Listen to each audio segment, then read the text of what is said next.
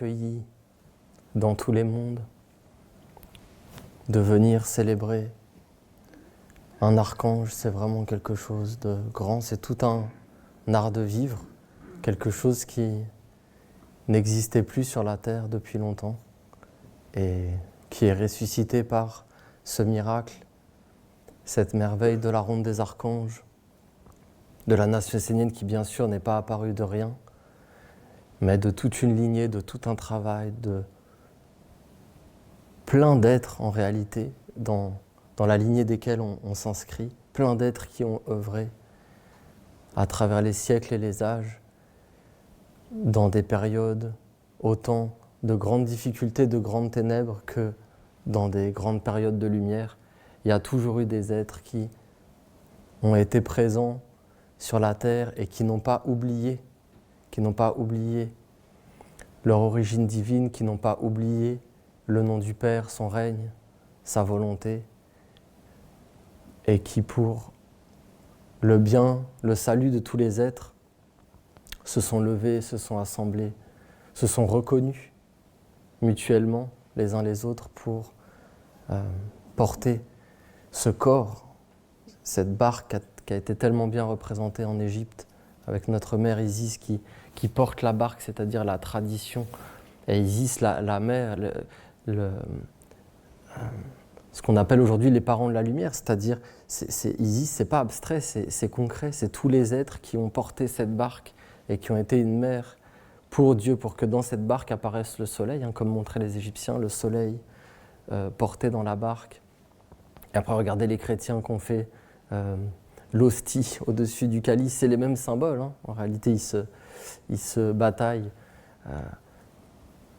Les religions, malheureusement, ne se reconnaissent pas les unes les autres. Il y a un grand travail à faire et la nation essénienne, elle est là pour réconcilier les mondes, apporter une grande paix, une grande lumière dont les hommes ont besoin.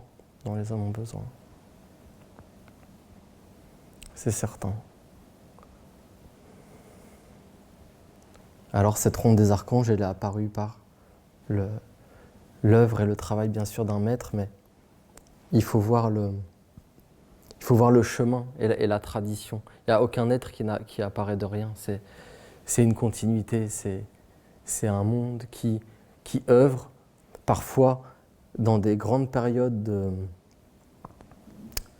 de retrait, même d'une façon souterraine, parce qu'il n'y a pas les conditions sur la terre, et à un moment donné, comme une source qui jaillit dans une montagne, tu ne sais pas d'où elle vient. C'est pas que la source que tu vois apparaître, elle vient de tout un chemin, elle a parcouru peut-être des kilomètres, et des kilomètres sous la terre avant d'apparaître. Tout ce qui apparaît de grand, à un moment donné, vient comme le résultat de plein de petites choses, de plein de petits actes qui sont aussi importants que la grandeur qui peut se manifester à un moment donné. Et cette grandeur, elle apparaît du travail de tous ceux qui ont précédé et qui ont permis qu'une telle œuvre apparaisse. Et quand la lumière vient sur la terre, vous voyez, comme cette ronde des archanges qu'on peut vraiment associer, comparer à la naissance du Christ, eh bien vous voyez, il y a le principe du roi Hérode, c'est-à-dire du faux roi, de l'usurpateur qui vient et qui va vouloir détruire la jeune pousse. Parce que vous voyez, c'est une grandeur, c'est une splendeur, c'est une perfection, la ronde des archanges, mais c'est encore un monde fragile, c'est un monde qu'il faut préserver, c'est un monde dont il faut prendre soin, c'est un monde qui a besoin de parents. C'est pour ça qu'on parle de parents de la lumière, et c'est venu par notre Père Gabriel. Ce monde, il a besoin d'être comme Jésus qui a été accueilli par certains êtres. Pas par tous les êtres, vous voyez, c'est une catégorie d'êtres qui ont reconnu et qui ont su accueillir la naissance du Christ, quand la grande majorité des êtres humains dormaient et étaient occupés à plein d'autres choses. Et vous aviez des êtres qui étaient là pour l'honorer, pour l'accueillir, et d'autres qui savaient aussi que cette lumière, elle venait, mais pour la détruire. Ils intervenaient pour la détruire. Mais il n'y a pas de mal, vous voyez, parce que quelque part, c'est l'homme qui doit montrer sur la terre qu'est-ce qui compte pour lui, qu'est-ce qui est important. Il doit le montrer. Ce principe du roi Hérode, est-ce qu'il est négatif ? Non, parce que il vient pour tester. S'il est là, c'est que les hommes l'ont permis. Et si plein d'êtres se lèvent pour accueillir la lumière, pour vivre avec, pour la célébrer comme on va faire à travers cette célébration de notre Père Gabriel, ce principe-là, il continuera à vivre, mais dans son monde, il respectera la lumière parce qu'il verra que les êtres humains sont capables de se lever pour porter cette lumière, pour la protéger, pour former un cercle autour d'elle et permettre qu'elle naisse. Et c'est pareil en chacun de nous. En chacun de nous, la lumière, c'est ce qu'on appelle dans notre enseignement le bon retournement du cœur. La lumière, elle naît à un moment donné, elle jaillit, mais elle est toute fragile. C'est comme une petite étincelle, une petite flamme. Et alors, il faut trouver les bons éléments, la bonne nourriture, le bon cadre, le bon environnement qui va faire que cette lumière qui naît en l'homme, elle ne soit pas éteinte par le roi Hérode, par l'usurpateur, mais qu'elle s'associe avec d'autres bougies qui sont allumées pour ensemble célébrer la victoire de la lumière. Ça dépend de l'homme, c'est l'homme qui doit choisir et qui doit montrer son engagement. Et qu'est-ce qui est important pour lui ? C'est l'homme qui doit le montrer. Et les mondiers regardent, s'ils voient que l'homme y met la priorité pour ce qui est mortel, éphémère, ils ne vont même pas le juger, ils vont le laisser vivre ça. Mais à un moment donné, la lumière, si vous voulez, elle a besoin d'un corps, d'un cadre pour être accueillie. C'est ça la tradition, le corps de la tradition. Si cette lumière et cette tradition venaient à disparaître sur la terre, alors les humains ne s'en rendraient même pas forcément compte, puisqu'ils vivent sans et sans y penser. Mais à un moment donné, tout s'éteindrait, il n'y aurait plus aucune possibilité de rédemption, d'élévation, d'évolution. Vous savez, les scientifiques, même, ils ont découvert ça. Ils parlent de trous noirs dans l'univers, c'est-à-dire des systèmes entiers, des systèmes solaires comme le nôtre qui disparaissent. C'est des mondes qui ont été, c'est-à-dire qu'ils ont été dévorés. Les Égyptiens, ils parlaient de la dévoreuse, du dévoreur de soleil. C'est-à-dire que c'est des mondes entiers qui disparaissent dans l'univers parce que les êtres qui étaient comme responsables de ce monde, ils ont préféré l'obscurité à la lumière. Et donc à un moment donné, si vous voulez, c'est pas inépuisable les choses dans la vie. C'est pas inépuisable un capital de lumière. Tu peux le perdre, tu peux même avoir été une grande âme, avoir servi la lumière, même des maîtres, ça arrivait. Olivier nous en a expliqué des choses. Et qui peuvent... Parce que ce monde de la terre, il est à la fois parfait, parce qu'il est régi par les lois de Dieu, et en même temps il est terrible. C'est-à-dire qu'on peut tomber dans l'oubli, on peut oublier. On peut oublier et tout doucement s'égarer. Donc on a besoin les uns des autres. Il y a aucun homme n'est grand sur la terre. Ça n'existe pas. On est forts les uns des autres. Et si à un moment donné, un homme, une femme, plusieurs hommes, plusieurs femmes réussissent, ils réussissent par le soutien de tous ceux qui les ont précédés. Moi, j'oublierai jamais parce qu'il nous en a dit des choses, Olivier, vraiment. Si on prend le temps de méditer, si on donne de la valeur à ce qui nous a été reçu, alors à ce qui nous a été donné, on peut en découvrir des choses. Et quand il racontait qu'il essayait à tout prix, puis je peux vous dire avec des disciplines, des choses incroyables.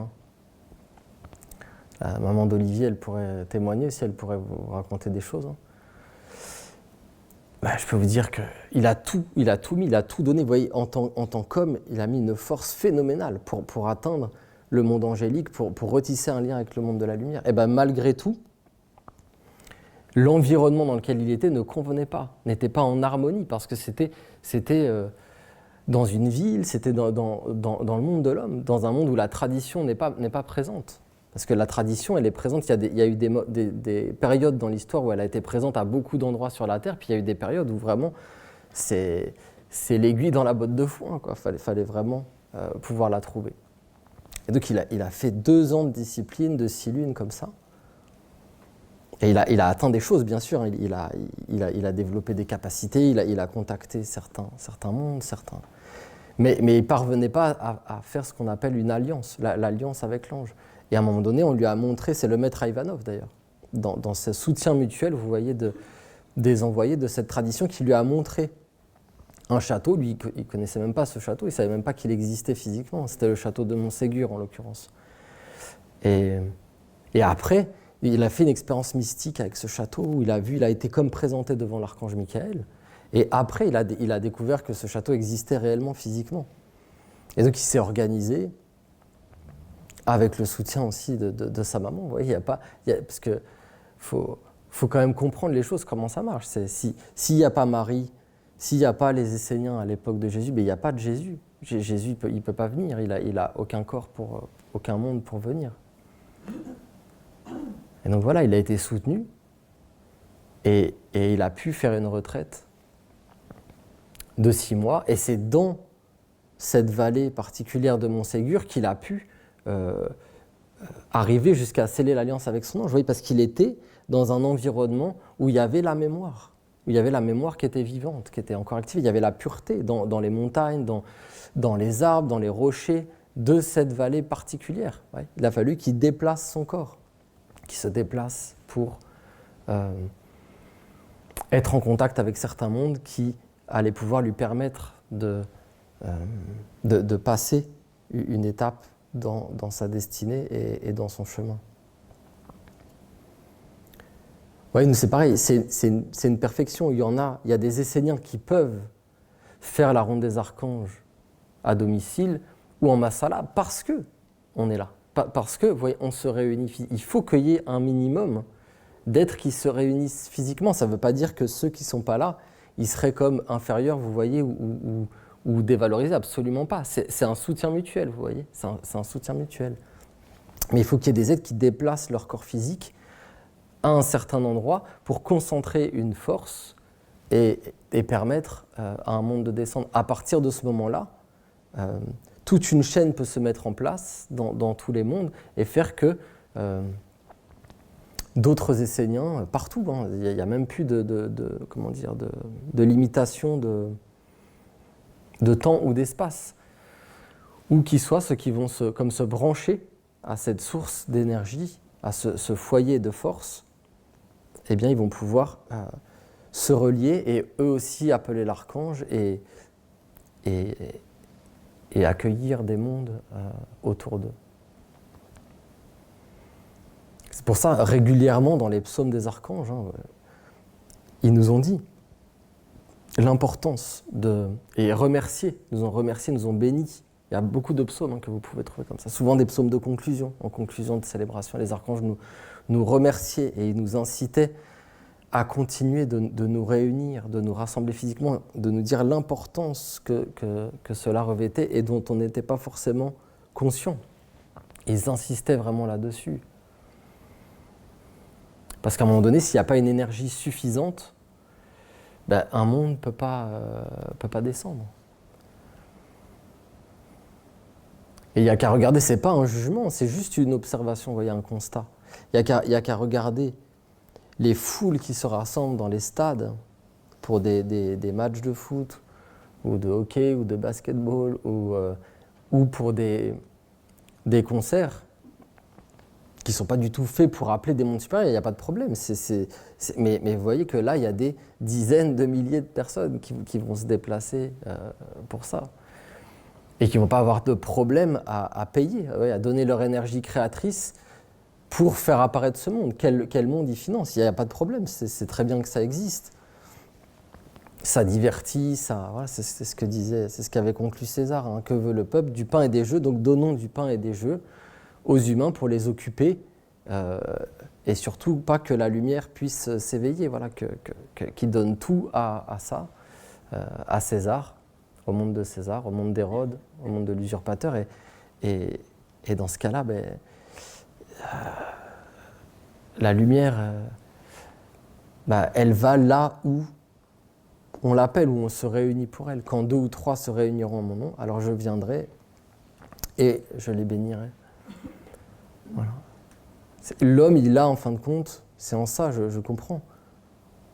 pourquoi Olivier souvent nous disait, parce que c'est des paroles qui peuvent paraître troublantes, parce que c'est pas ce que les hommes se disent, que le monde est parfait. Ben oui, il est parfait dans le sens que les hommes et la vie que vous pouvez voir, le monde que vous pouvez voir à l'extérieur, c'est juste le reflet, c'est Dieu, il n'a rien à voir avec tout ça. Les hommes ils disent, mais pourquoi Dieu il permet ci, il permet ça? Ben c'est les hommes qui ont fait ce monde. Les hommes, ils vivent avec ce qu'ils appellent, avec ce pourquoi ils se réunissent, avec ce pourquoi ils mettent leur argent, leur énergie créatrice. Ils montrent avec quoi ils veulent vivre et les mondes en correspondance viennent. Voilà, c'est pas plus que ça.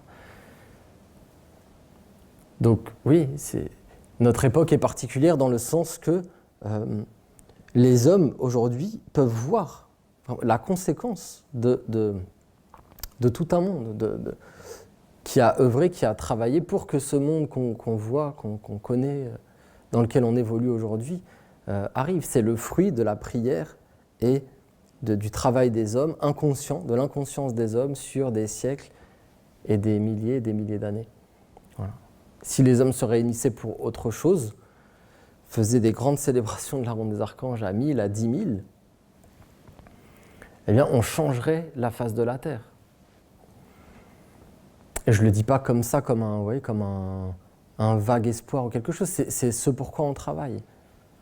Et il faut bien qu'on soit conscient que tout ce qui a été grand sur la Terre, même des grandes civilisations, parce que regardez, on regarde par exemple l'Égypte, et on voit ces bâtiments incroyables, ces temples, ces statues, tout ce monde. Mais on n'imagine pas, on regarde le fruit qui est apparu dans la forme. Mais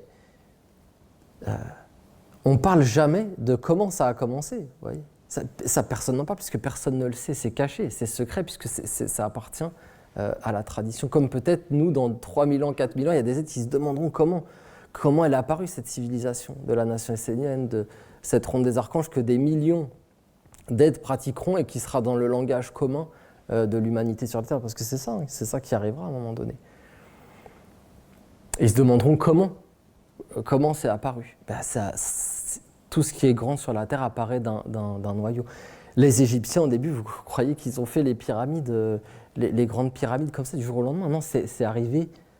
Par exemple, vous prenez la grande pyramide de Khéops, c'est la 4e dynastie. C'est après peut-être 1000 ans. Mais 1000 ans. 1000 ans de civilisation, de travail de ces êtres, de ces Égyptiens, de ces Esséniens d'Égypte, parce que c'était la tradition essénienne, et qui sont arrivés après des essais et des petites choses et des choses qui ont disparu et qu'on ne voit plus. Ils sont arrivés, oui, ils sont arrivés à faire cette splendeur. Mais c'est pas arrivé comme ça, vous comprenez, du jour au lendemain. C'est arrivé après 1000 ans. 1000 ans de travail de ces Égyptiens, de ces êtres. Et à un moment donné, parce que tout paye à un moment donné. Si tu investis ton énergie, que tu travailles pour quelque chose, que tu es généreux, parce que l'archange nous en parle, j'aimerais vous parler un peu de ça ce soir, de son premier psaume, dans lequel il parle de la générosité. D'être généreux pour le monde divin, pour des choses grandes, parce que tu as des élans, des aspirations, et que tu ne t'arrêtes pas seulement à des souhaits, à des élans, mais que tu vas jusqu'au bout, que tu t'assembles avec des êtres qui ont les mêmes objectifs, le même idéal. Eh bien, à un moment donné, tu arrives à faire des choses incroyables. Il n'y a aucun homme tout seul qui fait une pyramide. Ça n'existe pas. Mais nous, ce qu'on doit construire, ce qu'on doit laisser sur la terre, ce n'est pas forcément, comme nous ont dit les archanges, maintenant à cette époque, des bâtiments de pierre, mais c'est une immense pyramide comme ça, mais dans les mondes invisibles. Et cette pyramide, c'est la ronde des archanges. Et à un moment donné, ce sera un édifice tellement solide, tellement puissant, que le monde divin pourra descendre beaucoup plus puissamment encore qu'aujourd'hui et élever tout ça. Je me souviens d'un psaume, il y a un psaume qui est mystérieux. Il est mystérieux, ce psaume. Un psaume de Michael, il y a des psaumes comme ça dans la Bible, ils sont mystérieux. Il ne faut pas croire qu'on les comprend. Et il dit, l'archange Michael, il dit, à un moment donné, mais moi-même je ne peux pas vous dire, je ne sais pas si c'est dans 20 ans, dans 100 ans, peut-être dans 500 ans ce qu'il dit. Mais il dit, vous devez vous préparer parce qu'à un moment donné, vous devez construire un édifice suffisamment solide et stable, c'est-à-dire la base de la pyramide, jusque dans le monde des hommes. Et à un moment donné, quand cet édifice il sera parfaitement constitué, inébranlable, indéstabilisable, alors il dit, l'archange, il dit, je viendrai, je descendrai dans cette pyramide et je l'élèverai. Je l'élèverai dans des mondes supérieurs. Et alors, toute une partie de l'humanité, mais je vous dis, c'est un mystère, ça appartient au mystère. Mais c'est pour vous dire, c'est important dans la vie de cultiver la grandeur et une vision beaucoup plus grande que notre seule vie mortelle, là, de ce qu'on fait présentement, comme disent nos frères et sœurs québécois. Présentement, c'est mieux comme ça. Voilà. C'est beaucoup plus grand, vous comprenez ? On œuvre pour des choses qu'on ne verra pas forcément avec nos yeux de cette vie, mais on reviendra. Tout le travail qu'on fait, nous, en tant qu'Esséniens, c'est une générosité, vous voyez, mais qui est consciente, qui est intelligente. Ce n'est pas une générosité à corps perdu de donner comme ça, de donner, et puis dans un panier percé. C'est une générosité où tu sais aussi que c'est ton intérêt profond. Hein, Olivier nous l'avait souvent expliqué ça. Il y a un bon égoïsme qui d'ailleurs n'est pas incompatible du tout avec la générosité. La générosité, elle doit être intelligente. Et c'est comme un placement. Bien sûr, tu ne le fais pas pour avoir un retour, ça c'est important, mais tu ne mets pas ton énergie dans quelque chose qui se dilue, qui disparaît. Tu mets ton énergie dans un monde parce que tu sais que tu construis quelque chose qui est un édifice plus grand que ta seule vie mortelle actuelle. Et nous, bien sûr, on œuvre pour créer ce monde, pour le rendre puissant, le stabiliser, l'ancrer sur la Terre et à travers de nombreuses terres, de nombreux pays sur toute la Terre, pour que, quand on se réincarnera, on puisse retrouver ce monde et qu'on soit fort, qu'on arrête d'être faibles, nous les enfants de la lumière sur la Terre, parce que c'est une faiblesse. Et ça fait quelques milliers d'années qu'on essaye de remettre notre tradition dans la force et dans la gloire. C'est ça, quand Dieu a parlé à Moïse d'une terre promise, il parle de maintenant finalement, de quelque chose qui à un moment donné aboutit et donne un corps vraiment puissant au monde divin sur la terre.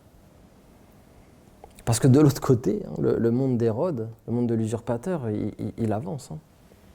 Il avance. Olivier disait même, à certains moments, c'était vraiment au début de l'école, ça. Même moi, je n'étais pas forcément présent. C'est des témoignages que j'ai reçus de certains qui étaient là à cette époque.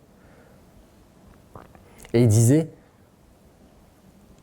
regardez des choses dans la nature, dans le monde actuel, mais dans la nature, hein, pas dans le monde des hommes, qui vous éblouissent, qui vous touchent, qui vous impressionnent, parce que quand vous reviendrez dans votre prochaine vie, c'est demain. Hein, la Terre, elle ne sera plus du tout pareille. Mais l'humanité ne sera plus du tout pareille. Ce n'est pas là comme on se réincarnait depuis même des dizaines et des dizaines de vies. Non, là, ce sera radical. On a un tournant. Il disait, regardez, par exemple, regarde une source et concentre-toi sur une source. Ou sur une montagne, parce que demain, quand tu te réincarneras, tu ne sais pas si ce sera encore là. Tellement la Terre aura été déformée. Aura été... parce que là, on est vraiment à un tournant. Je ne vais pas approfondir là maintenant, mais on est vraiment à un tournant dans l'intelligence artificielle, dans beaucoup de choses dont Olivier nous parlait. Hein, mais ça se passe maintenant. Là, ça commence même. Ça commence. Et là, dans les années qui vont venir, là, d'ici même la fin de cette décennie, hein, tout va basculer, tout va changer. Ils prédisent, mais ce n'est pas des prédictions, vous comprenez, ce n'est pas des prophéties comme ça dans des mondes spirituels, hein, c'est concret, c'est mathématique.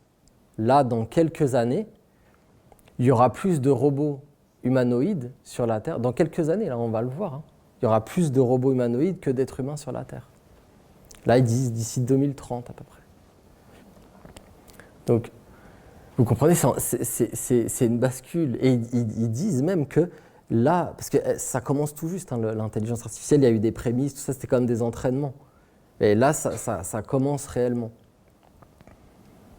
Et ils disent que là, chaque année à partir de là, de 2025, chaque année qui va passer, l'intelligence artificielle, elle va multiplier ses capacités, son potentiel par 10 comprenez? C'est-à-dire que dans 4 ans, elle sera 10 000 fois plus intelligente, plus performante qu'aujourd'hui. Vous comprenez, ce monde, il avance, il progresse. Mais nous, ça doit pas, c'est pas des choses, je dis pas ça pour, il n'y a aucun côté alarmant. Faut être capable de regarder ça d'une façon, en étant posé, avec un corps de méditant, de méditation. Mais vous comprenez que face à ce monde, mais on ne doit pas, vous comprenez, c'est important, c'est subtil, mais on ne doit pas agir en réaction à ce monde. Mais c'est juste pour dire que la Terre, en fin de compte, elle va devenir ce qu'on en fait.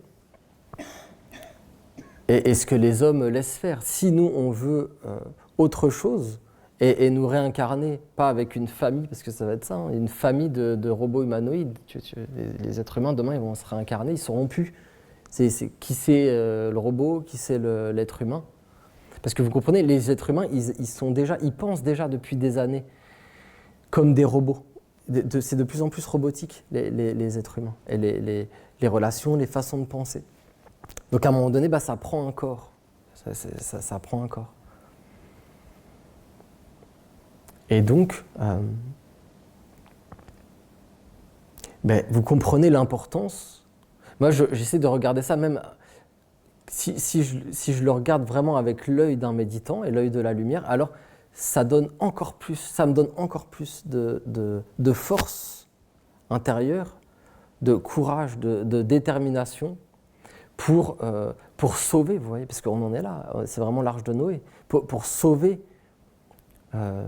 certaines valeurs, certaines vertus, des choses qui disparaissent vraiment des relations entre les hommes. Vous comprenez? Donc, quand on a conscience de ça, il y a des choses auxquelles on ne devrait plus donner de valeur, des chiffonneries, des choses tellement ridicules. Entre nous, on devrait mettre tout ça de côté et être vraiment ensemble dans le travail, dans le respect des lois, de la volonté du Père, et de mettre toutes nos forces. Je relisais là, l'autre jour un passage d'un livre où Olivier parle du maître Peter Donov et de ça quand il va revenir. Parce que c'est un maître qui se réincarne très peu. Normalement, Olivier en avait parlé dans des conférences. Et il disait que quand il est passé de l'autre côté, dans sa dernière vie, dans sa vie en tant que Peter Donov, il a vu tout ça. Il a vu tout ce qui allait arriver. Et du coup, il a voulu se réincarner très rapidement. Et il disait que, donc à un moment donné, il a fait tout un travail avec les animaux parce que c'est le peuple animal qui est venu vers lui quand il est passé de l'autre côté. Parce qu'il a tellement fait, c'est clair, Peter Donov, il a donné une force au végétarisme, mais comme personne ne l'avait fait avant. Le dernier qu'il avait fait d'ailleurs autant avec autant de force, c'était Mani, donc c'était lui. C'était une de ses anciennes incarnations. Donc, vous voyez, il a un lien particulier avec le règne animal, ce maître. Et donc, tous les animaux, le peuple des animaux sont venus vers lui quand il est passé de l'autre côté. Et ils lui ont demandé s'il voulait bien être leur roi, leur représentant, pendant une certaine durée de l'autre côté, même s'il n'y a pas vraiment de durée dans ces mondes. Et à un moment donné, il avait comme fait tout ce qu'il voulait ou savait pouvoir faire dans ce rayon, dans ce domaine, et il s'est tourné vers l'archange Gabriel. Il s'est tourné vers l'archange Gabriel parce qu'il a vu que l'ange, qu'on pourrait appeler l'ange des relations, donc c'est lié quelque part aussi à l'ange de la famille, mais l'ange des relations. Il a vu que cet ange, cet ange qui est le gardien du lien de lumière entre les êtres humains, mais aussi entre les êtres humains avec un monde supérieur, que si cet ange disparaissait, alors c'en serait fini de l'humanité, de la Terre, qu'elle serait abandonnée. Alors il s'est engagé avec une grande force intérieure et un amour qu'on peut difficilement imaginer, vraiment l'amour de Dieu dans toute sa splendeur. Il s'est engagé pour sauver. Ouais, vous comprenez l'idée de sauver, c'est quand on porte un ange dans la ronde des archanges, dans la nation assyrienne, c'est une œuvre de salut, hein, de sauver, de sauvegarde, de sauver des vertus qui, si les hommes ne font pas un travail pour les protéger, les sauvegarder, elles vont disparaître et tout sera faux. Tellement que que même des robots, ils pourront faire la même chose. Parce que c'est ça, en fait, qui va se passer demain. Vous voyez, les robots, et c'est ça qu'ils mettent en avant, ils vont savoir tout ce que l'homme sait faire aujourd'hui, ils vont savoir le faire. Oui, parce que l'être humain, il a enlevé la valeur. Donc on va dire, les hommes vont se plaindre, mais il n'y a pas à se plaindre, c'est le résultat de l'homme qui a abandonné sa vie intérieure. Et le fait de donner de la valeur jusqu'à devenir un mercenaire qui travaille que pour le Dieu qu'on appelle l'argent aujourd'hui. Oui. Mais le robot, il ne pourra jamais faire le travail qu'on fait, nous, aujourd'hui, vous comprenez? Donc bien sûr, les êtres humains, ils vont être profondément dégradés. Mais parce qu'ils n'ont pas vu que la vie, elle était beaucoup plus grande que le côté physique, et que c'est d'abord, c'est l'invisible qui rend la vie physique, la vie terrestre, belle et grande et lumineuse. Si on abandonne les vertus, alors tout s'éteint, tout devient mort, tout devient robotique, tout devient mécanique. Alors il a vu que c'était décisif, que cette période-là qu'on vit, elle allait être décisive. Alors, parce qu'il y a une parole qui dit dans ce livre, Olivier, qui m'a touché, parce que c'est un message qu'on devrait chacun être capable d'entendre. Parce qu'il dit que l'engagement de cet être, de cette grande âme, il a été tellement beau et grand, sublime dans les mondes invisibles, que plein d'autres maîtres se sont engagés à ses côtés. Pour venir sur la Terre, là, à notre époque, à l'époque qu'on vit, sont engagés à ses côtés pour Gabriel et pour sauver cet ange des relations qui fait que les relations entre les êtres humains, elles sont belles et qu'on est capable de faire autre chose que des chiffons. Et même si faire des chiffons, c'est important qu'on ait des torchons pour s'essuyer les mains. Ça, c'est important. Mais si on peut alléger le travail des torchons et des chiffons, de devoir laver les mains des humains qui sans cesse se les salissent, la vie, elle serait plus légère, plus belle. Donc, allégeons-nous et surtout, aidons la lumière. Et aidons la lumière qui veut s'incarner. Si ces êtres-là, qui sont des maîtres, c'est-à-dire des êtres grands, supérieurement évolués, ils viennent sur la terre parce que, pour sauver des anges, alors tous les hommes, vous comprenez, moi c'est ça que je veux dire, que je vois, tous les hommes devraient se dire, mais oui, mais bien sûr, c'est évident, c'est ça qu'on doit faire. C'est ça qu'on doit faire, c'est la chose la plus importante. Il faut sauver l'ange qui fait que les relations entre les êtres sont belles et sont fructueuses et engendrent la lumière, font grandir la lumière sur la terre. Et alors, oui, demain, il y aura ce monde robotique, technologique, qui doit aller de toute façon, qui devra aller jusqu'au bout de lui-même. Et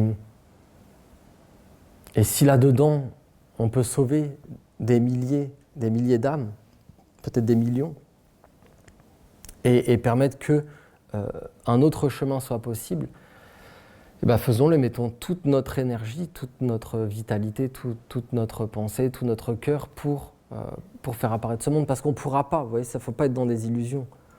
Il y a des psaumes d'ailleurs qui nous le disent très bien, on ne pourra pas, il y a des écritures qui sont indélébiles, il y a des mondes qui sont tellement engagés, comme ceux-là dont je vous parle, de la robotique, de tout ce qu'on peut voir aujourd'hui, qu'on ne pourra pas. On ne pourra pas, c'est déjà écrit, c'est inarrêtable. Vous avez Steiner, par exemple, il y a plus d'1 siècle, il avait prophétisé le Covid, ce qui arrivait, et la vaccination obligatoire, que la médecine allait chuter, que les médecins allaient devenir des mercenaires. Il l'avait dit, c'est écrit dans une prophétie, c'est incroyable. 100 ans avant, c'était déjà écrit que c'était un projet des forces sombres d'injecter les êtres humains pour faire chuter leur taux vibratoire, pour les mettre dans la faiblesse et qu'on puisse en faire tout ce qu'on veut. Voilà. C'était écrit, c'était déjà écrit. Comme tout ce qui arrive aujourd'hui, c'est écrit, c'est voulu par un monde. Et ça, on ne pourra pas le changer. Ce qui nous est demandé, c'est cette histoire, c'est cette balance de l'archange Michael, c'est d'équilibrer les mondes, d'amener autre chose, juste préserver la liberté. Oui, pardon, la liberté. C'est un ange formidable, c'est un ange incroyable. Parce qu'on ne se rend pas compte, mais demain, la liberté, elle sera enlevée aux humains. C'est même pas la liberté de choisir, comment dire, quelque chose de physique. C'est la liberté de penser, déjà, simplement. Les hommes perdront, avec toute cette robotique, ils vont tellement se laisser porter, se laisser bercer, ils conduiront même plus les voitures demain. Là, c'est écrit, là, c'est dans quelques années. Là, il y aura des centaines de millions de voitures. C'est déjà fabriqué, c'est déjà fait. Des armées de voitures qui fonctionneront toutes seules. L'être humain, il fera plus rien, vous comprenez? Et il aura des robots dans sa maison qui feront tout. Du début à la fin. Il aura juste à rester dans son canapé et à dire, voilà, fais-moi la vaisselle, voilà, fais-moi une petite manucure. Et le robot, il exécutera, vous voyez. Et voilà. Parce que quelque part, mais c'est parfait, quelque part, l'homme, il doit aller jusqu'au bout. L'être humain qui va accepter ça, je suis désolé, qui va aller là-dedans, ça veut dire qu'il ne croit plus en rien. Il ne croit plus en rien, il n'y a plus de valeur. Il n'y a plus de valeur. Et nous, on a un autre chemin. Pour nous, les choses les plus importantes, c'est les choses simples. Ouais. C'est les choses simples, c'est les relations, c'est la famille, c'est les quatre sceaux quelque part, mais les quatre sceaux dans leur origine divine, dans leur noblesse. La noblesse, moi, j'ai pas envie qu'on vole mon travail et que ce soit un robot qui fasse mon travail à ma place. J'ai envie d'avoir la dignité de pouvoir travailler avec mes mains, avec ma pensée, de pouvoir créer comme chacun de nous et qu'on soit des créateurs ensemble. Ça va être enlevé aux êtres humains, mais là, très rapidement, on est aux portes, quelque part, c'est déjà fait. C'est déjà fait. Et puis, il y aura les êtres humains, parce qu'il n'y a pas que les Esséniens sur la Terre qui font des choses belles. Il y a tous les êtres, en fin de compte, c'est tous les êtres. Il y aura les êtres qui abdiqueront leur être intérieur, des idéaux, des choses qui les transportent, qui touchent leur cœur, qui élèvent leur âme. Et puis, il y a d'autres êtres humains qui n'accepteront pas ce monde et qui voudront préserver le lien avec la nature, qui retourneront vers la nature, comme beaucoup le font aujourd'hui, qui trouveront d'autres façons de faire la médecine, de se nourrir. Et puis il y aura les Esséniens, la nation essénienne, qui a un rôle qui n'est pas supérieur à d'autres peuples, mais qui a un rôle et une mission particulière qui est liée au monde invisible. Ça ne veut pas dire que, parce que nous, voilà, on aime travailler dans la matière, on veut toucher la terre, on veut bâtir, mais on est des magiciens, on est des êtres qui... Et Gabriel, il veut préserver ça dans l'homme. Gabriel, ça veut dire la force créatrice de Dieu, la force de Dieu. Et la capacité de féconder, de créer, d'engendrer des mondes dans la lumière. Donc nous, on doit préserver un lien, une alliance avec des mondes supérieurs qui seuls peuvent rendre la vie belle, la vie animée par des vertus, par des anges, par des principes qui justement vont donner de l'élan. Parce que c'est toujours l'invisible, vous comprenez, qui va toucher un être, même un être qui n'est pas dans des mystères, qui n'est pas un essénien, mais qui veut faire des choses de sa vie. Il est animé. Qu'est-ce qui l'anime ? C'est des valeurs, c'est la bonté, c'est l'amour, c'est d'avoir un pouvoir de transformation sur la terre, même s'il est petit. C'est tout ça, donc c'est des choses invisibles, vous voyez.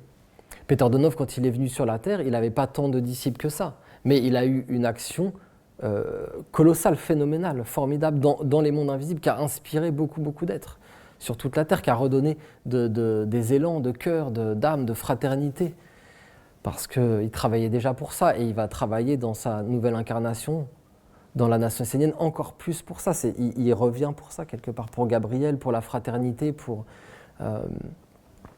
montrer la force de la solidarité, la force que peuvent avoir les êtres humains sur la Terre quand ils s'assemblent, quand ils se réunissent, quand ils cultivent une belle pensée, une pensée vivante, une pensée dans la sagesse, une pensée dans les lois de Dieu, que l'homme arrive à comprendre la volonté d'un monde supérieur, des intérêts qui sont plus grands que ses seuls intérêts mortels. Alors là, l'homme, ses facultés créatrices d'inspiration, de créativité, elles sont décuplées. Si l'homme est en contact avec des mondes supérieurs, alors un millier d'êtres humains dans cette disposition-là peut faire des choses que même 1 million d'êtres humains pris dans la matière ne pourra pas faire. Vous voyez, les êtres comme les cathares, comme les templiers, vous voyez, ils ont changé, ils ont marqué l'histoire. Ils étaient en train d'enfanter une nouvelle culture sur la Terre, qui même si elle a été balayée à un moment donné, elle a quand même, elle a fécondé la Terre entière dans la lumière.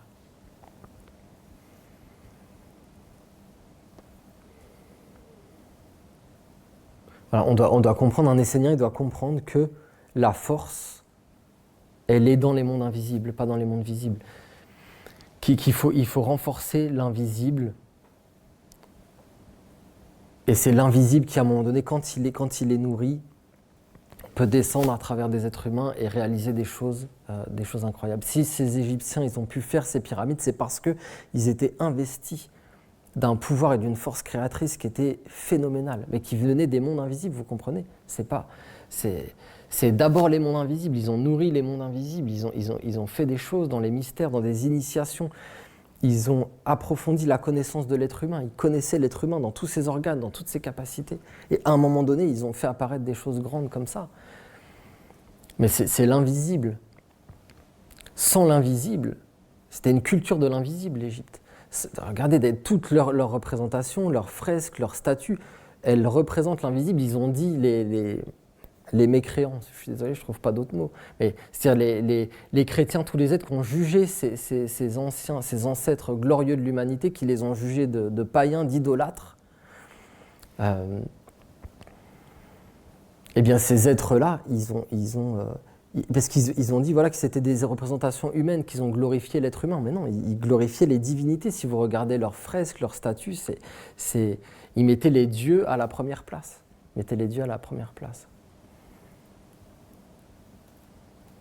Et Peter Donov l'avait dit, il y a une parole où il dit que les êtres humains n'ont pas compris la générosité. Vous voyez, c'est le premier psaume là, de la célébration qui a été donné par l'oracle.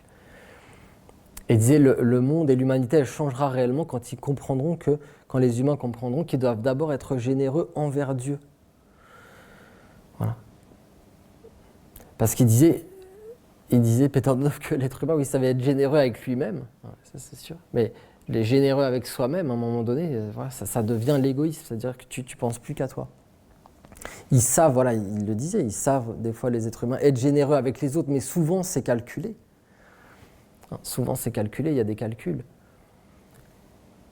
Comme l'enfant qui va être sage, parce qu'il sait qu'il va avoir le bonbon après. C'est comme mon père terrestre, enfin, mon père céleste. Mon père terrestre qui disait, non mais c'est parce que c'était marrant, il avait trouvé des astuces, donc il avait des parents qui étaient des bons chrétiens, et donc il disait à sa maman, maman, fais plaisir au bon Dieu, donne une sucette à Jacques.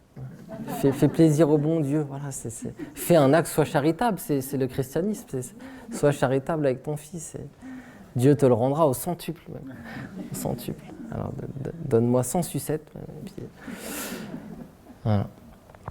Donc vous voyez, il y a cette générosité des êtres humains, voilà, je dis pas, hein, il peut y avoir bien sûr, c'est beau par exemple Noël, c'est beau, on sort de toute cette période, de se faire des cadeaux, vous voyez, bien sûr, les êtres humains, et heureusement, parce que s'il n'y a plus ça, il n'y a plus rien, vous voyez, ça nous nourrit en fin de compte, d'être généreux, de penser à l'autre, de donner, ça nous renforce, ça nous rend meilleurs.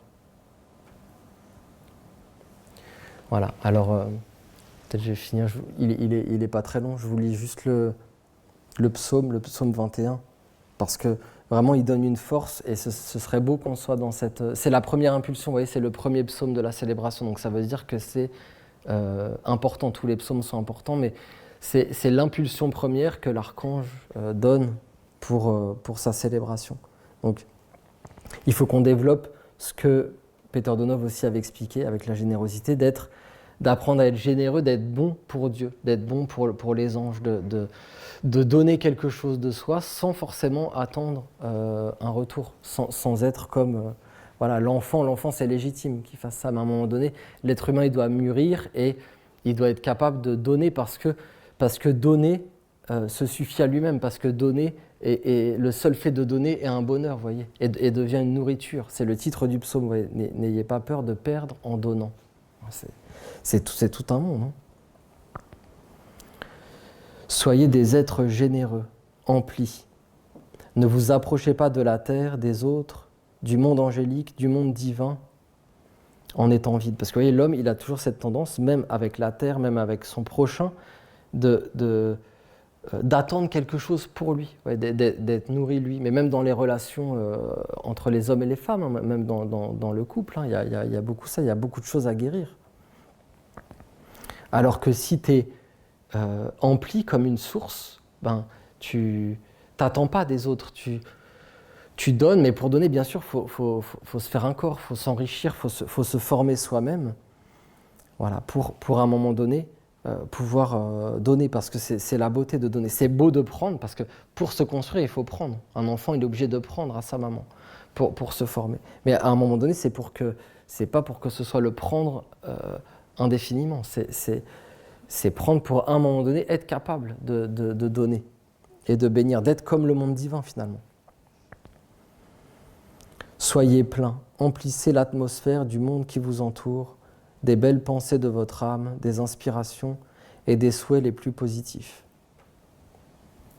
Vous voyez, et notre enseignement, les psaumes, vraiment, ils demandent une méditation. Vous voyez, ce n'est pas des paroles comme ça que tu peux comprendre comme ça. Parce qu'il y a comme des paradoxes. Parce que, vous voyez, d'autres psaumes vont te dire, ben, si tu dois être vide, alors comment tu développes le discernement? Parce que oui, il y a cette vérité que le Bouddha a enseignée, la vacuité d'être comme un calice, c'est-à-dire d'être vide d'un monde. Donc vous voyez, comment tu concilies ça? Parce qu'à un moment donné, les archanges ils vont te dire, il faut être comme une coupe vide, capable d'accueillir ce qui vient d'en haut. Et là, il te dit dans le psaume, tu dois être rempli, vous comprenez? C'est des méditations, c'est l'enseignement. L'enseignement, on ne peut pas l'interpréter au pied de la lettre. Il faut le comprendre, c'est subtil. Il faut le comprendre dans la subtilité. Il veut dire que là, vous voyez, par exemple, dans le temple, on va aller dans le temple de l'archange, il ne faut pas être là comme un être passif ou comme un médium qui va juste capter les influences qui sont dans l'air, essayer de... Non, on doit être, chaque Essénien dans le temple doit être déjà dans l'offrande de la discipline, du respect de la discipline qui est demandée par les archanges, qui va vous être expliqué, je pense, après. Il y a des règles, il y a une discipline particulière en plus pour l'archange Gabriel. Et après, il faut être comme... il faut apporter comme une offrande, vous voyez, il faut être vivant de l'intérieur. C'est ça qui veut dire quand il dit de ne pas être vide, c'est une façon de parler. C'est... Vide, vous voyez, on entend avide aussi, hein. D'être avide, ça veut dire vide, c'est-à-dire que tu veux qu'un monde t'emplisse, mais sans forcément donner de toi-même. Non, il faut donner de nous-mêmes comme une matière, quelque chose qui va être une résonance, qui va être un calice, quelque chose qui peut accueillir le monde divin.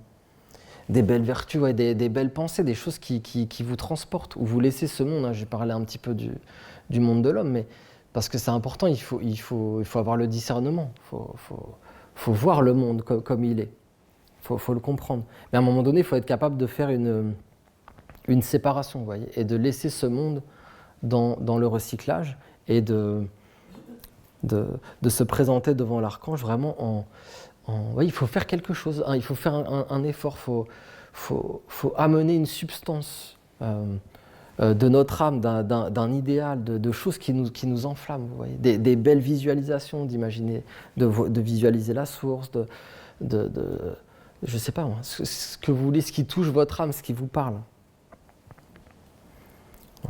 Soyez prêts à l'activité, n'ayez pas peur de perdre, voilà, n'ayez pas peur de perdre en donnant. Soyez dans la générosité, le don, la bonté. L'amour est grand, l'amour est pur. L'amour se multiplie, car celui qui est vraiment dans l'amour ne perd pas ce qu'il donne. Au contraire, cela devient de plus en plus grand. La générosité est un don qu'il faut cultiver pour s'approcher de Dieu, pour être semblable à lui. Et Dieu, il pourra s'approcher de toi, en l'occurrence notre Père Gabriel et ses anges, parce que c'est tout un monde, Gabriel, si on est nous-mêmes dans la générosité. On doit être... C'est une clé, ouais, il nous donne une clé pour s'approcher de lui, pour s'approcher de Gabriel. Il faut faut pas être juste dans l'attente là, de quelque chose qui va venir pour nous dégager, même si à un moment donné ça peut venir, mais on ne doit pas l'attendre ou avoir des attentes particulières. Déjà, c'est une générosité de se déplacer, même les Esséniens qui restent chez eux, qui font le travail chez eux, c'est une générosité de prendre du temps, de bloquer un espace dans sa vie, dans ce tourbillon infernal de la vie, que si on ne l'arrête pas, il nous emmène, c'est sûr, il nous emmène avec lui. Et on sera faible, aucun homme pourra résister à ça. Il faut mobiliser des espaces-temps dans notre vie pour nourrir autre chose, pour être généreux pour Dieu. C'est des pensées qui n'existent plus dans le monde des hommes. Aucun homme va penser aujourd'hui « Ah, je dois être généreux pour Dieu ». Non, c'est les autres qui doivent être généreux pour moi, ou alors c'est de la générosité calculée, je dois être généreux pour obtenir ci, pour obtenir ça. Mais vous voyez, cette vraie générosité, c'est-à-dire l'ange de la générosité, qui pense à lui, qui pense à cet ange aujourd'hui, qui pense dans la pensée de l'ange de la générosité. Un Essénien, il doit en tout cas développer ça. Et plus on l'a vu, nous, en tant qu'Esséniens, même avec toutes les années qu'on a passées avec Olivier dans les célébrations, quel bonheur de pouvoir donner, en fin de compte, juste d'avoir la possibilité de donner de sa vie, de son temps, pour faire vivre un monde supérieur, qui va bien sûr après nous ennoblir, nous transformer, c'est incroyable. Mais on peut faire un vrai maître, vous voyez, comme Jésus, il dit, et Olivier, c'est évident qu'il dit cette parole de l'autre côté du voile. Ce que j'ai fait, vous pouvez le faire, et plus encore, c'est la volonté d'un vrai maître. C'est pas d'être idolâtré, c'est que ce qu'il a fait, ce qu'il a essayé de faire, les semences qu'il a mis au monde, c'est que on les cultive, parce que c'est un monde supérieur qui est venu. On les cultive et qu'on aille encore plus loin. On a des exemples avec tout ce qu'on a vécu auprès de notre maître Olivier, de ce qu'on peut faire, mais on peut faire beaucoup plus encore, si on est plus nombreux, et même sans parler des plus nombreux, si on devient vraiment pur, clair dans nos intentions, dans tout ce qu'on fait, dans tout ce qui nous anime, alors on peut faire des choses incroyables. Il ne faut pas être passéiste en se disant « Ah, c'était magnifique ». Mais bien sûr, c'était magnifique, mais Olivier, ce qu'il nous dit dans l'invisible, c'est la parole de Jésus. Ce que j'ai fait, vous pouvez le faire, et plus encore. C'est le souhait. Donc, bien sûr, il faut certaines conditions pour ça. Il faut poser certaines choses d'une certaine façon. Et il faut être dans le respect des lois de Dieu, de sa tradition. Et à un moment donné, cette nation, bien sûr elle est porteuse de promesses comme on ne peut pas imaginer. Et il faut la faire fructifier, il faut être généreux pour elle, pour cette œuvre, pour ce monde qui s'est donné à l'humanité à travers la nation essénienne. Les êtres du monde divin donnent à l'homme et à tous les mondes, faut vraiment l'entendre. Les êtres du monde divin donnent à l'homme et à tous les mondes sans regarder réellement leurs qualités et leurs défauts. Leur qualité première, les êtres du monde divin, est de donner pour que tous les êtres s'éveillent, deviennent grands et responsables. Vous-même adoptez ce modèle divin et devenez des êtres pleins, emplis, dans l'amour, prêts à donner pour éveiller le divin en tout. Vous voyez, le monde divin, il ne se pose pas la question de qu'est-ce qu'on va faire de tout ce qu'il donne. Le soleil, regardez le soleil, c'est l'image même du monde divin. Il donne sans compter, sans calculer, vers tous les êtres, sans aucune distinction. Vous imaginez si le soleil commence à faire des politiques de restriction, d'austérité, parce que ah ben non, là je vais rayonner que 2-3 heures parce que voilà, ils m'ont pas donné grand-chose cette année, ces êtres-là. Ben non, il donne et en fin de compte, il perd pas. Est-ce qu'il perd le soleil? Non, il perd pas. Il donne. C'est ce qu'il dit avant, l'amour. L'amour est grand, l'amour est pur, l'amour se multiplie, car celui qui est vraiment dans l'amour ne perd pas ce qu'il donne. Il perd pas ce qu'il donne. Il donne, il rayonne, et en fin de compte, bien sûr qu'il faut qu'à un moment donné les choses fructifient, se multiplient, mais il n'est pas dans une attente de quelque chose. Il donne, et en donnant pour le monde divin, il est empli. Croyez pas, regardez Olivier par exemple, il a donné, mais je ne veux pas rentrer dans des détails là, mais tout ça, ça peut s'étudier dans la précision. Il a donné, il a investi dans certains endroits, par exemple, je vais pas citer, dans certains pays même. Et puis, ça n'a pas forcément abouti. Mais est-ce qu'il a perdu? Puis je dis il, mais c'est nous, parce qu'on était, on était ensemble, on était un seul corps. Ben non, d'un point de vue extérieur humain, on pourrait dire, bah, du coup, c'est des énergies perdues, c'est perdu. Il a investi là, et puis ça a rien donné. Mais qu'est-ce qu'on en sait que ça n'a rien donné? Peut-être que ça donnera dans 20 ans, dans 50 ans, dans 100 ans. Peut-être que ce qui a été semé dans cette terre, à un moment donné, un être va se lever dans un siècle. Et puis il va reprendre le flambeau, puis il va amener la force et la splendeur.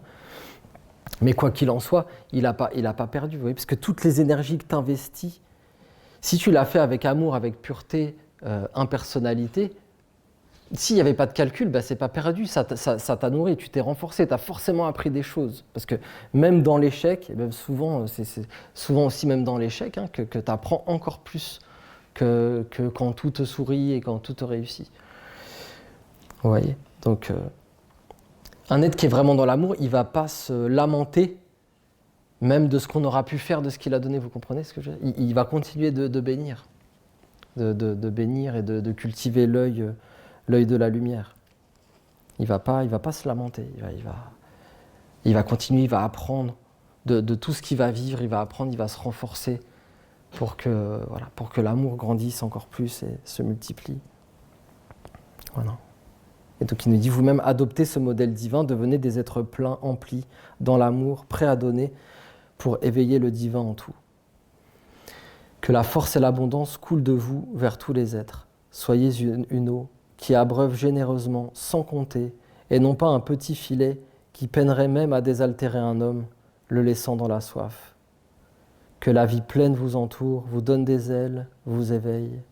Que l'amour triomphe de la pauvreté. Que les grandes aspirations, que les êtres généreux se mettent en avant et n'aient pas peur d'aller vers l'autre pour offrir, sans forcément vouloir un retour. Soyez toujours dans cette attitude d'être rempli, plein, positif. Alors le monde divin, les anges, les archanges et tout ce qui constitue la hiérarchie divine vous combleront, car vous êtes prêts à recevoir si vous savez donner. Quel beau psaume, hein. On peut vraiment penser au soleil. Le soleil, il nous montre ça. Il sait donner, et plus il donne, en donnant, il reçoit en permanence d'une source qu'on ne voit même pas, qui est cachée d'un soleil. Olivier parlait du soleil de tous les soleils. C'est très beau, et ça, c'est une pensée divine. Si tu penses le soleil de tous les soleils, c'est une pensée magique. C'est une pensée qui t'ouvre un ciel, qui t'ouvre un horizon. Qu'il y a un soleil caché derrière le soleil et tous les soleils, et le soleil qui est en toi, parce que tu portes le soleil. Cette rose qu'on appelle la rose du cœur, mais qui est liée au soleil. Enfin, c'est la présence du Christ dans chaque être humain. Et quand cette source elle s'active de Dieu, du soleil dans l'homme, alors plus l'homme donne avec cette source de Dieu à l'intérieur de lui, plus il reçoit. Et il perd rien. Et même quand il échoue en apparence, dans le monde des hommes, dans le monde extérieur, dans ce qu'on peut observer avec les yeux de la mort, les yeux physiques, il réussit. Il y avait cette parole, j'adore cette parole, c'est une cérémonie qu'Olivier nous avait donnée. Si tu échoues dans l'honnêteté, tu réussis. Et si tu réussis dans la malhonnêteté, tu échoues. C'est un échec. Pour celui qui est vraiment dans l'honnêteté, dans l'amour, qui fait les choses impersonnellement par pur amour de Dieu désintéressé, il perd jamais. Il perd jamais, il échoue pas. Et même quand il échoue pas. Parce qu'il grandit, il se fortifie, il se renforce. Voilà, que ce soit des paroles qui nous animent, qui nous guident vraiment pour aller dans le temple aussi de Gabriel. Développons cette pensée. Peter Donner avait dit que ce serait l'humanité nouvelle. L'humanité nouvelle, la nouvelle humanité, elle apprendrait à être généreuse pour Dieu. Ce que les hommes n'ont jamais fait, à part des poignées d'êtres humains, comme je vous disais, des êtres qui ont travaillé pour Dieu à travers les siècles et les siècles, mais c'est quelque chose qui n'est pas réellement encore apparu sur la Terre. C'est une nouvelle façon d'être au monde et d'orienter la générosité pour qu'elle soit toujours une source de profusion, de richesse.